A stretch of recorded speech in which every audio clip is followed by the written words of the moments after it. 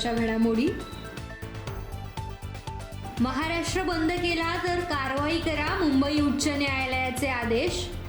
खेड तालुक्यात उद्याचा बंद ऐच्छिक, खेड व्यापारी संघटनेच्या बैठकीत निर्णय। दापोलीतील व्यापारी करणार काळ्या फिती लावून बदलापूर घटनेचा निषेध, मात्र बंद मध्ये सहभाग नाही।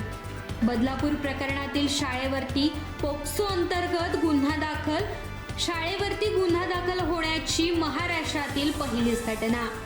आणि दापोली दाभोळ मार्गावरती एसटी आणि दुचाकीचा भीषण अपघात, दुचाकीस्वाराचा जागीच मृत्यू।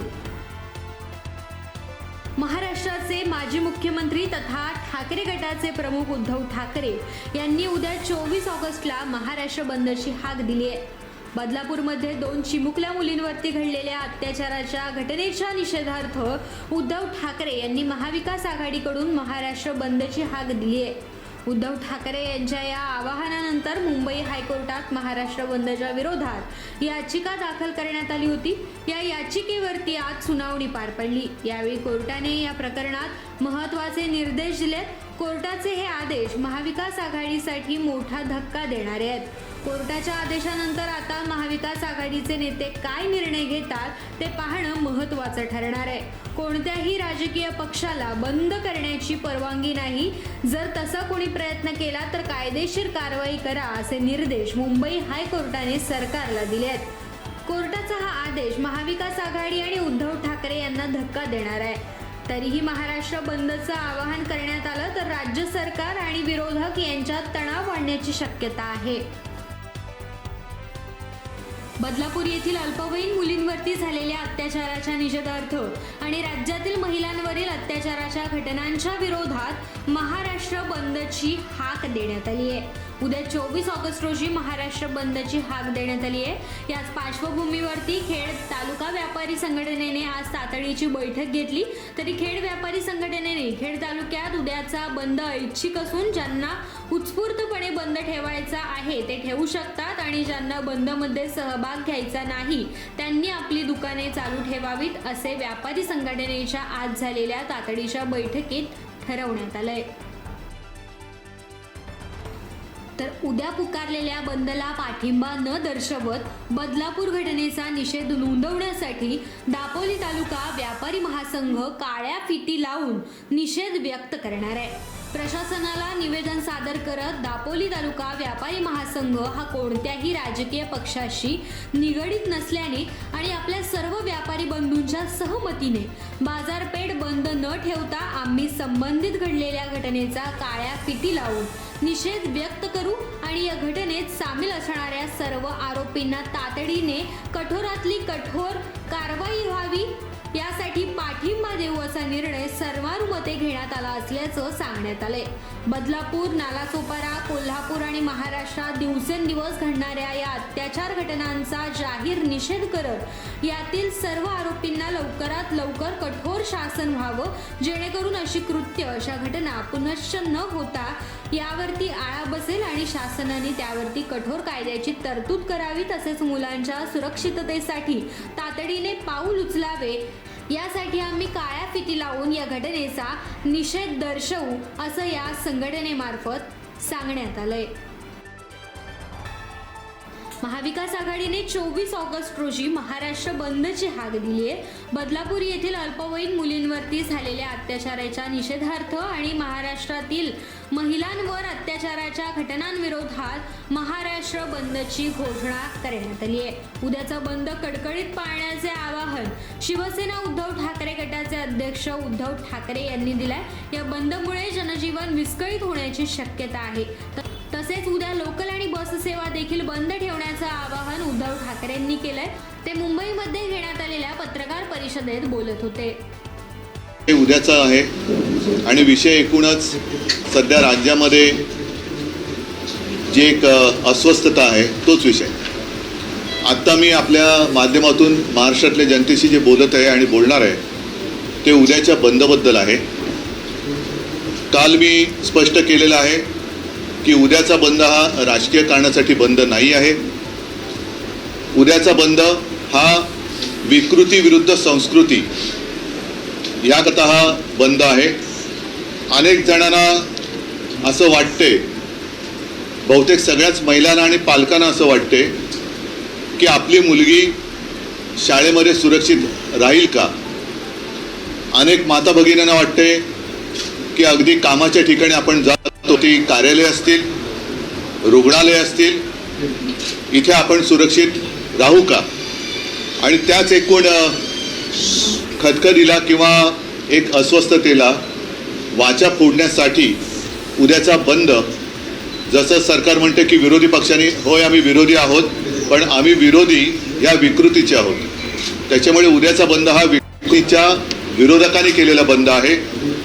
परत एकदा सांगतो की विकृती विरुद्ध संस्कृती असा हा बंद उद्याचा असणार आहे. या बंदमध्ये जसं आजपर्यंत आम्ही बंद करत आलेलो आहोत, उद्याचा बंद हा महाविकास आघाडी आणि महाविकास आघाडीच्या मित्रपक्षांतर्फेच नव्हे तर सर्व नागरिकांच्या वतीने आम्ही करतो.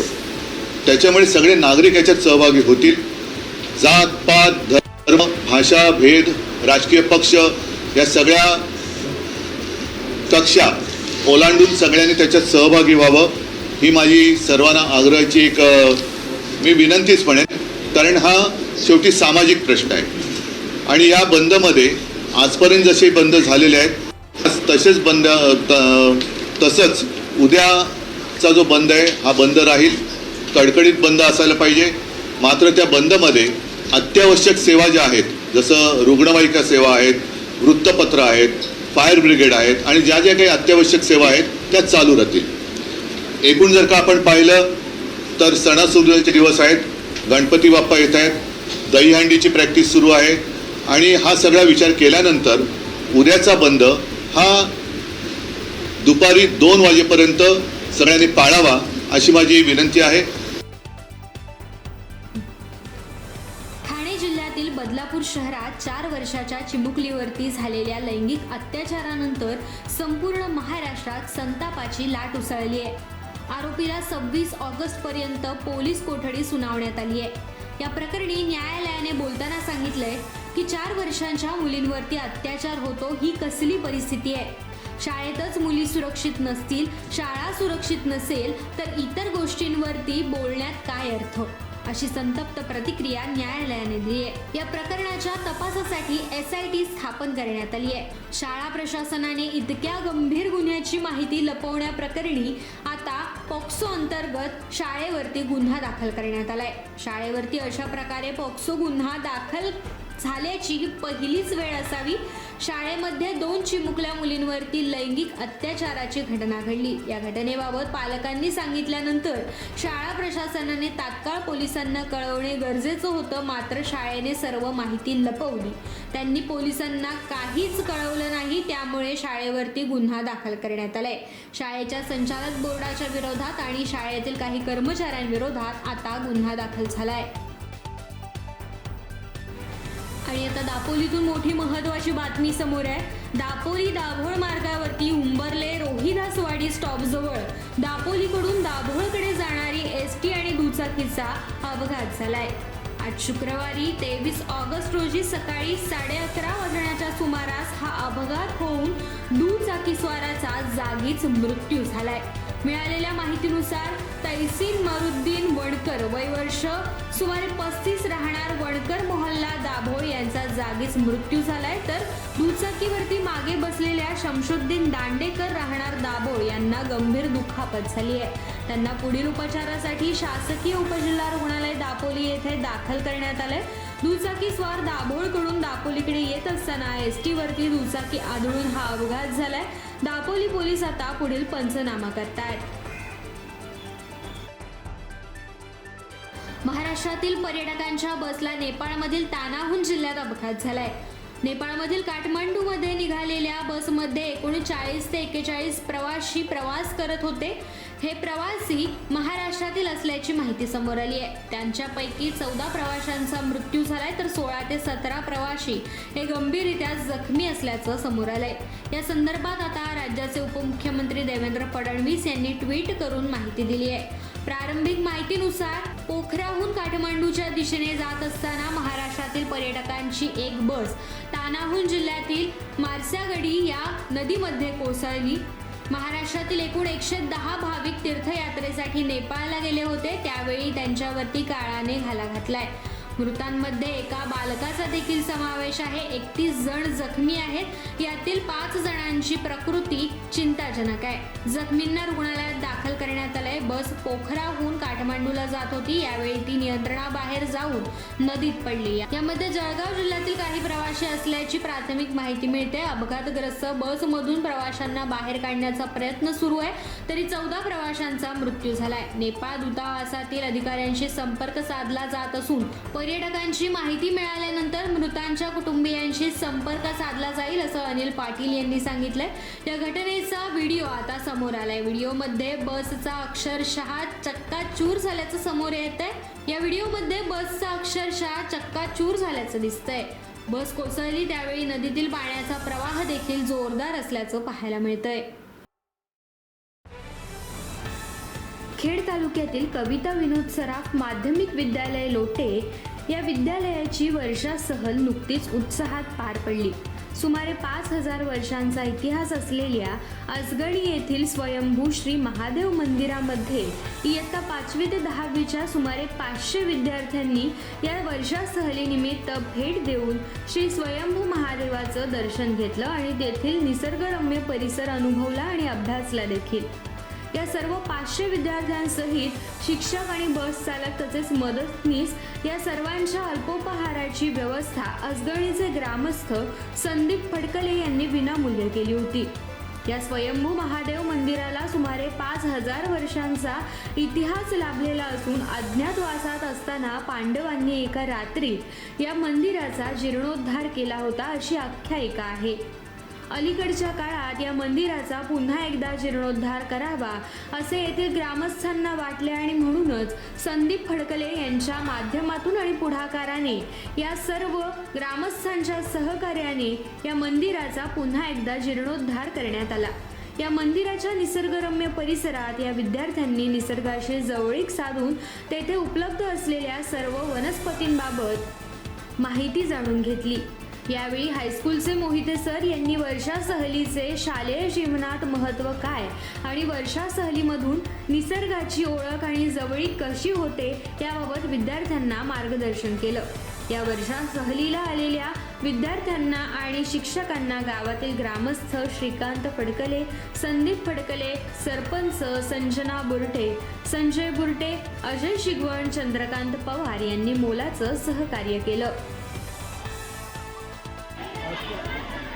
नमस्कार. आज आमच्या कविता विनोद सराफ हायस्कूल लोटे ही वर्षा सहल आम्ही या आसगणी शिवमंदिरामध्ये घेऊन आलेलो आहोत.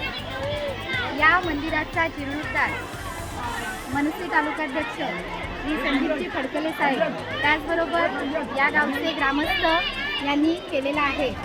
तर असं म्हटलं जातं की हे पांडवकालीन मंदिर आहे आणि 5000 वर्षांपूर्वी हे पांडवांनी बांधलेलं होतं आणि ते पांडवांनी एका रात्रीत बांधलेलं आहे. या मंदिर परिसरामध्ये अत्यंत रमणीय व सुंदर असं वातावरण आहे. आमच्या शाळेचे विद्यार्थी या ठिकाणी रममाण झालेले आहेत आणि त्याबद्दल आम्हाला आमच्या शाळेला तसेच आमच्या विद्यार्थ्यांना या ठिकाणी येण्याची संधी येथील ग्रामस्थांनी दिली. त्याबद्दल मी संदीपजी फडकले साहेब यांचे आभार मानते. धन्यवाद. हिंदू धर्मामध्ये पुरातन काळापासून कृष्णलीला ऐकायला आणि पाहायला देखील मिळतात. महाराष्ट्रात दहीहंडी गोपाळकाला हा उत्सव दरवर्षी मोठ्या उत्साहाने थरावर थर लावून जोखीम पत्करून उत्साहात साजरा केला जातो. त्यामुळे या गोविंदा पथकांना विमा संरक्षण देणे, दहीहंडी हा साहसी खेळ म्हणून समाविष्ट करून घेणे, प्रो गोविंदा यासारख्या स्पर्धा आयोजित करणे, योग्य पारितोषिके मिळण्यासाठी प्रयत्नशील राहणे याकरिता भक्कम आणि सक्षम अशी संस्था गोविंदा पथक आणि खेळाडू यांच्या सदैव पाठीशी राहण्यासाठी रत्नागिरी जिल्हा दहीहंडी गोविंदा असोसिएशन 2024 मध्ये स्थापन करण्यात आली आहे. तरी नुकतीच रत्नागिरी जिल्हा दहीहंडी गोविंदा असोसिएशनची कार्यकारिणी संपन्न झाली असून ही संस्था देखील रजिस्टर करण्यात आली आहे. या संस्थेचे अध्यक्ष म्हणून अक्षय फाटक दापोली, उपाध्यक्ष संतोष दामुष्टे संगमेश्वर, निधी भडवळकर दापोली, कुलभूषण कुलकर्णी चिपळूण, सचिव म्हणून आशुतोष साळुंखे खेड, सहसचिव म्हणून सतीश महाडिक रत्नागिरी, खजिनदार म्हणून नरेंद्र भडवळकर दापोली, सदस्य विक्रांत पाटील खेड, स्वप्नील सैतवडेकर खेड, सचिन सकपाळ मंडणगड, वीरेंद्र लिंगावळे दापोली, मयूर मोहिते दापोली, योगेश हुंबरे चिपळूण, सुबोध पवार राजापूर, प्रीतम नरवणकर रत्नागिरी यांची कार्यकारिणी म्हणून आता मंडळावरती निवड झाली आहे. रत्नागिरी जिल्हा दहीहंडी गोविंदा असोसिएशन मध्ये निवड झालेल्या या सर्व पदाधिकारी आणि सदस्य यांच्यावरती आता सर्व स्तरावरून अभिनंदनाचा वर्षाव होतोय.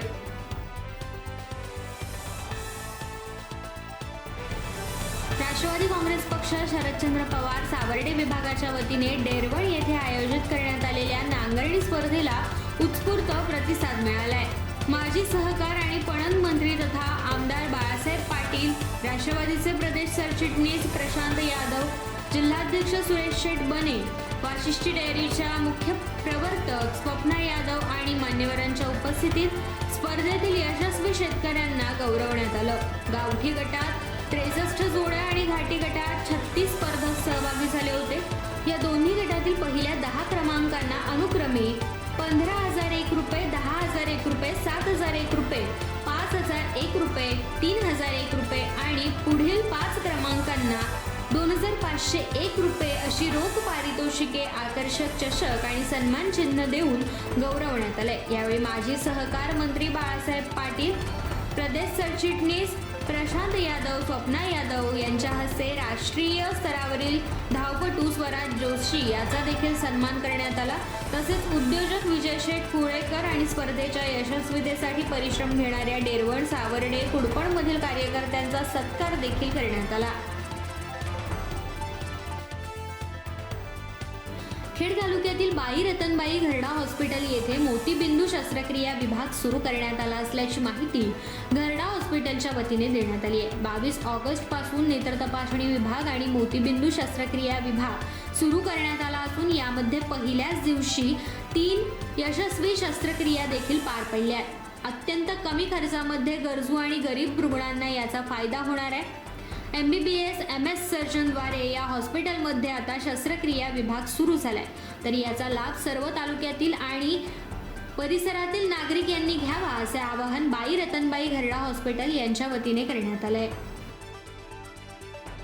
ग्रुप ग्रामपंचायत चिंचघर तंटामुक्ती समिती अध्यक्षपदी सुरेश पवार यांची नियुक्ती करण्यात आली आहे. खेड तालुक्यातील चिंचघर ग्रामपंचायतीची ग्रामसभा 23 ऑगस्ट रोजी पार पडली. या सभेमध्ये समृद्धी प्रतिष्ठानचे अध्यक्ष, ग्रामपंचायत सदस्य, LP इंग्लिश स्कूलचे 2 वेळा उपाध्यक्ष पद भूषवलेले आणि चिंचघर सोसायटीचे संचालक अशा विविध पदांवरती कामे केलेले सुरेश मारुती पवार यांची बिनविरोध तंटामुक्त समिती अध्यक्षपदी आता निवड करण्यात आली आहे. सुरेश पवार हे दस्तुरी येथील रहिवासी असून ते समाजसेवक आहेत, तर लोकमत या पेपरचे वार्ताहर देखील आहेत.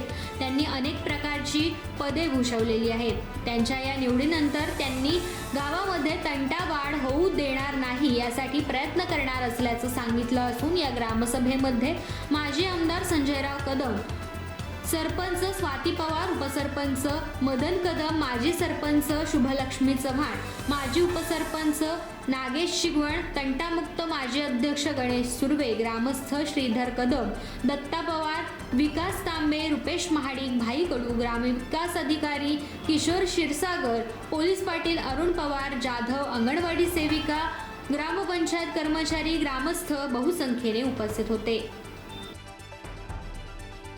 खेड तालुक्यातील शिवतेज आरोग्य सेवा संस्थेच्या सिद्धयोग विधी महाविद्यालयातील विद्यार्थ्यांनी 22 ऑगस्ट रोजी जिल्हा परिषद पूर्ण प्राथमिक शाळा मांडवे येथे जाऊन इयत्ता 1ली ते 7वीच्या विद्यार्थ्यांना ज्ञानदान केले आणि कौशल्य विकासासाठी मार्गदर्शन करून विद्यार्थ्यांमध्ये नवचैतन्य देखील निर्माण केले. सिद्धयोग विधी महाविद्यालयाच्या प्राचार्या प्रीती बोंद्रे यांच्या मार्गदर्शनाखाली हा उपक्रम महाविद्यालयाचे प्राध्यापक ॲडव्होकेट दिलीप चव्हाण, प्राध्यापक रोहन सावंत, प्राध्यापक हर्षदा शिंदे, प्राध्यापक अंजली हर्षे, प्राध्यापक रश्मी भटसाळकर यांनी उत्तम प्रकारे हा उपक्रम राबवला. तर जिल्हा परिषद पूर्ण प्राथमिक शाळा मांडवेचे मुख्याध्यापक सुखदेव पवार, लतिका चिकणे, विजय पवार आणि विनोद कांबळे यांनी पूर्ण सहकार्य करून सिद्धयोग विधी महाविद्यालयाची प्रशंसा करून त्यांना धन्यवाद देखील दिले.